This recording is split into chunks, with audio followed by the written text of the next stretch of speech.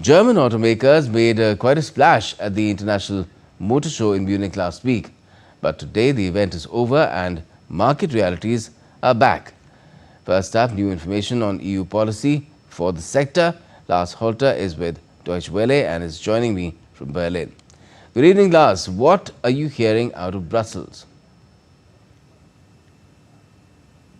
Thanks for having me. Well, after a really good week in Munich with lots of optimism and positive feedback on some of the new models, I'm not sure how excited German automakers are about how the new week now started. They did hope for a long time that despite all their efforts to focus much more on electric vehicles, that the European Union would give them a bit more time to enjoy and make money on the market for combustion engine cars.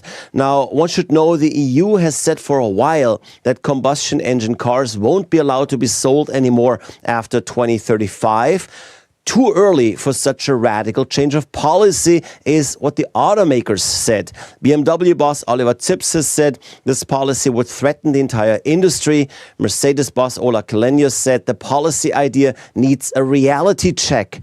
Well, it seems it's the auto bosses who now got a reality check. The EU, under leadership of EU Commission President Ursula von der Leyen, has now confirmed plans to stick to 2035, saying that entirely getting out of gas and diesel-powered cars by then is actually within reach and feasible.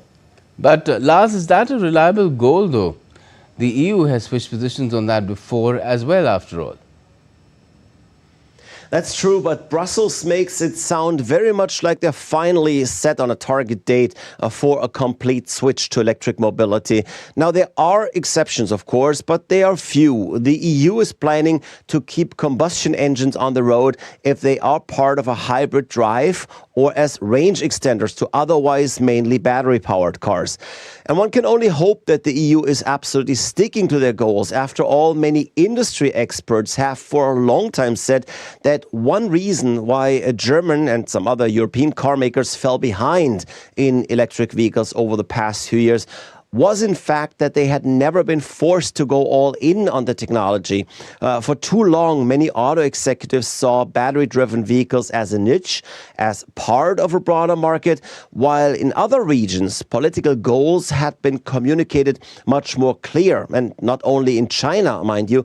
Even in Norway, which is of course part of Europe, but it's not part of the European Union, even in Norway, they made it clear that a future without combustion engine cars was coming, and today that market is by far leading in e-mobility on the continent. Well, it is indeed time to wake up and smell the coffee where that is concerned. Lars, thanks so much for joining us from Berlin.